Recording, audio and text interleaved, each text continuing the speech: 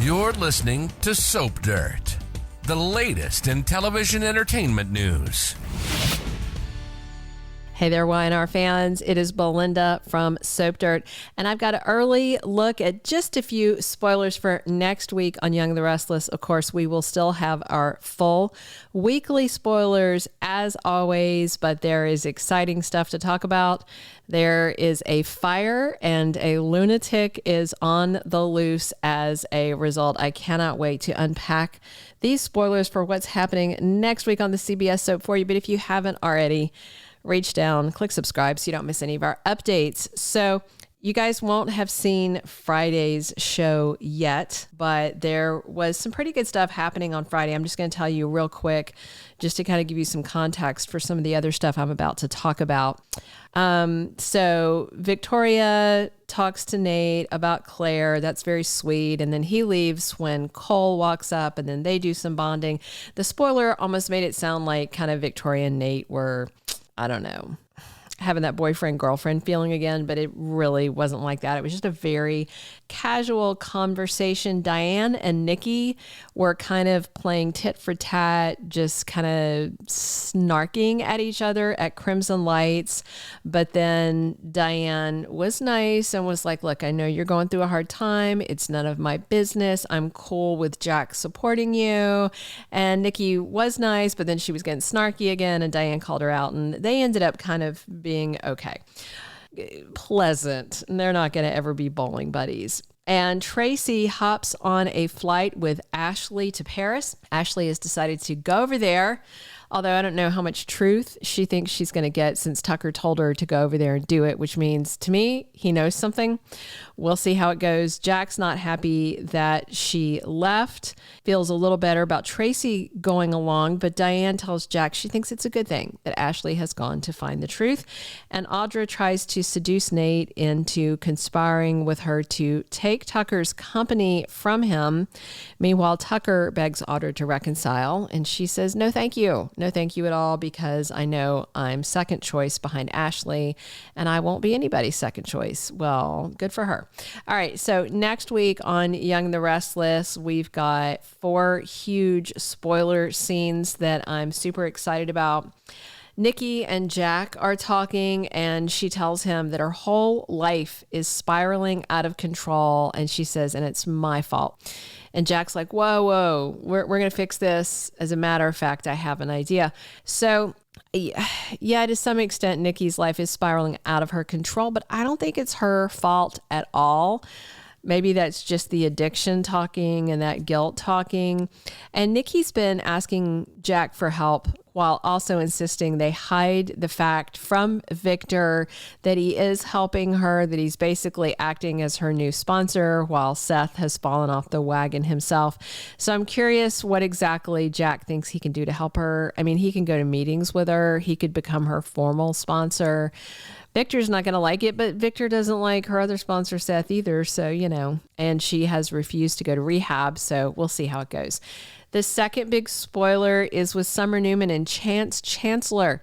They are having their first actual date. Although, I mean, this to me feels like a second date because they did have that dinner the other night where I guess since they were unpacking the end of his relationship, maybe it wasn't a first date, but this is what they're considering their official first date. Although they're not having cocktails, they're having tea, like in teacups, like old ladies in England do. Anyway, Summer tells him that something's lifted for her. She says she feels lighter, and he says cheers to that.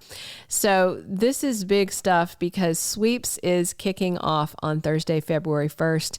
I honestly expect to see Summer and Chance in bed together before February is over. You never know, maybe even by Valentine's Day. And hopefully when they do the deed, it won't be in a supply room like where he and Sharon did it, which to me was skeevy, especially for a woman her age.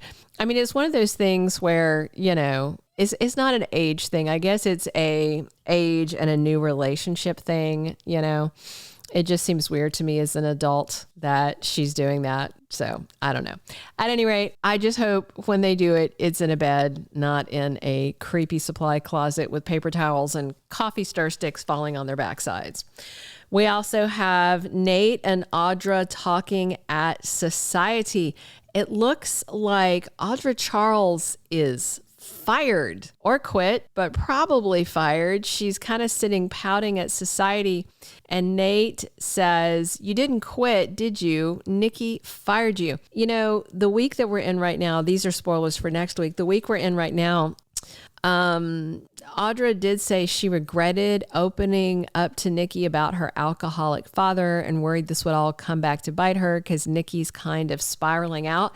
I'm just trying to figure out what Nikki would fire her for and if Nikki will come to regret it. I mean, I haven't seen Audra doing anything that's a firing offense because she doesn't know about Audra, you know, conspiring and doing all this other stuff. So we'll see.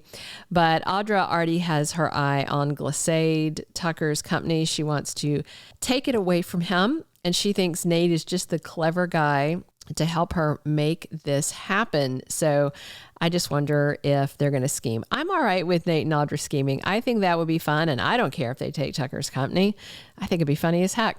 All right, the last scene, though, this is the big scene. This one is the big deal that sets the stage for terror coming in February sweeps. So next week, Victoria and Nick are sitting in the CEO office talking to Victor, and he tells them, "My security team called last night and told me there was a huge fire at the institution where Jordan was incarcerated." Well.